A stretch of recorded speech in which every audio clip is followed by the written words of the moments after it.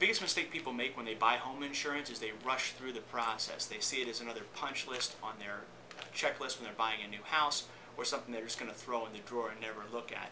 But when you think about it, your home is really your greatest asset for most people. You want to take the time to make sure that when you have an insurance policy on the house, you understand it and make sure you're properly covered for both your house, for your contents and things you have inside the house, and also for your family liability. Because if someone gets injured on your property, your home insurance actually provides liability protection for your assets. You don't want to lose your house because of something that happens on your property. So definitely you want to take the time to understand what is and isn't covered under your policy, and to choose your company and your representative with the same care that you would give to choosing a real estate agent, a mortgage rep, or anyone else that's involved in your real estate transaction. This is a real important thing to look at, how much insurance coverage you need on your house. It's a very common mistake. A lot of people will buy a house and they'll say, well, I'm just going to insure it for what the house is worth. Insurance isn't really designed to insure the market value of your home. It's really designed to make sure you have enough coverage to rebuild your house completely in the event of a loss. The best way to do that is to take a look at several different variables, do a replacement cost calculation on the house. Most insurance representatives could do that with you. Take a look at factors such as the square footage of the house, when it was built, the construction quality, and even things like where it was located and how old the home is. But we'll take a look at those numbers and try to figure out what it would cost if the house was completely destroyed, heaven forbid, to rebuild that house completely today at up to today's standards and codes. I should touch briefly also, you want to make sure your house is insured at replacement cost as opposed to actual cash value. That way if something happens, your adjuster is not going to come in and give you a depreciated settlement. That same thing applies to your contents. I should just go off to the side a little bit about that. The things you have inside the house, you want to insure the exact same way. Make sure you can replace them at today's market value rather than an actual cash value statement. And your insurance representative can definitely explain those differences to you and come up with some ways to help you do that. Another thing that's done by most reputable insurance companies is they'll look at your home after the policy is written. They'll make sure you have enough coverage on the house and make some recommendations also in terms of making sure that your house is safe. So that initial inspection that you're done by your insurance company, along with hand-in-hand what you've done at your insurance agent's office, should make sure you've got the right protection going in on the policy.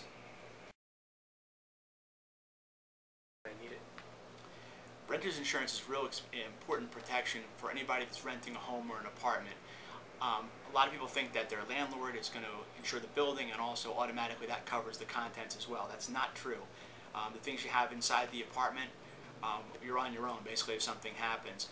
And a lot of times people will say, well, I don't have a lot of stuff, or I don't really have to worry about it. You can be as safe as possible. When you're in an apartment building, you never know what the person next to you is doing. And renter's insurance is very, very inexpensive. Pennies a day. Definitely something worth looking into for somebody that's renting. And renter's insurance gives you not only coverage for your contents, but also helps you with your additional expenses if you had to stay in a hotel for a couple of weeks while the home or the apartment was damaged in a fire. It keeps you whole there as well. So definitely something to keep in mind for anybody that rents. Would highly recommend it. Anybody who buys a renter's or a home or a condo insurance policy should also make sure they read the insurance policy. There are certain items that are limited on any insurance policy, the most common being jewelry. Most policies only give you maybe $2,000, $3,000 of coverage for jewelry. Very important if you've got some valuable items to have a rider to cover those things. And typically you just need an appraisal within the past 3 to 5 years, depending on the insurance company, to make sure those items are covered. Likewise, things like coin collections, collectibles, fine arts, those are other things that many policies will have some limitations or some exclusions. And you definitely want to take a look, read your insurance policy, but ask your insurance representative if you have any questions. Anything that you think's outside of the box, never hurts to ask. Better to ask and find out and make sure it's properly covered than to have a loss and be regretting losing something valuable like an engagement ring, for example.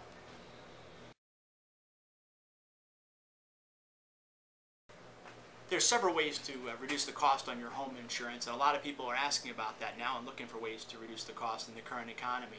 One of the most common things you can do is just give your old policy a tune-up. A deductible is one of the most common areas where you can make a change. If you started your policy years ago, chances are you've got a $250 or $1,000 deductible on your home insurance. At the time, that might have been a lot of money to be out of pocket, but not so much today. Moving your deductible, let's say, to $1,000 or even higher than that can save you a significant amount of money on the insurance.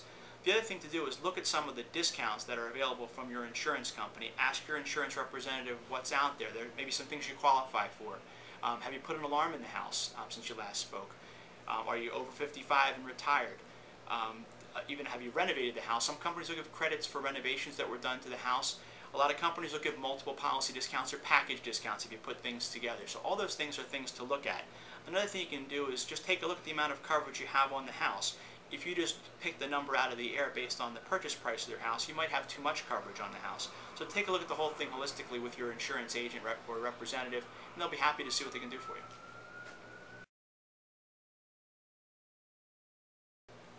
People should look at their policy, at least take a quick read through every time the policy renews. I know it's about as exciting as going to the dentist, but take the policy out of the envelope, kind of read through there, and get a feel for what's covered, see if it feels right to you. And if you have any questions, it's much easier to ask them than to just throw it in the drawer and then have something happen and have a gap in your coverage. So definitely just take a look at it every year, but when you want to really drill into your policy, anytime you do a major renovation to your house, you do an addition, you renovate a room, etc., something that might increase the value of the house, definitely have a discussion with your insurance representative at that time, because chances are you're going to need to update your coverage. There may be even some discounts for some of the renovations that you do. So that's absolutely essential that you do that. One of the suggestions that I make to my clients, though, is to go through their home every year with a video recorder around the holiday time. Go through there. A lot of times you'll be adding new things. That's when you get new stuff, be it jewelry, be it new furniture, etc.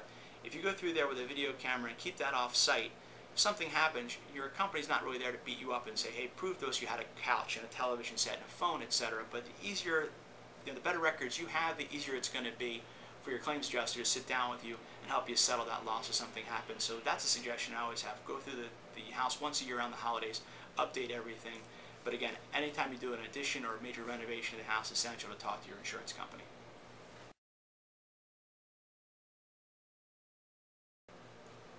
One of the things that when I found when I moved to Westfield was it's a real friendly, family-oriented town. When I opened my office 10 years ago, that was the exact same time that I moved to Westfield, so didn't know a whole lot about the people, the business in the area, and things of that nature. But I found it was a great place to do business. People really want to support the local businesses, and I've tried to get into that same culture myself. Great downtown, vibrant business area, and it's a great place to do business and work. And the fact that I've also been able to be active in the community, coaching soccer, getting involved with a lot of the local organizations has been great. It really kind of helps you get to know your clients, understand their needs, and really understand the town. And I feel a lot more comfortable dealing with people, living here and working here side by side with these people. And the friends and the acquaintances we've met within the town and the business people we've come to do business with have really meant a lot to me.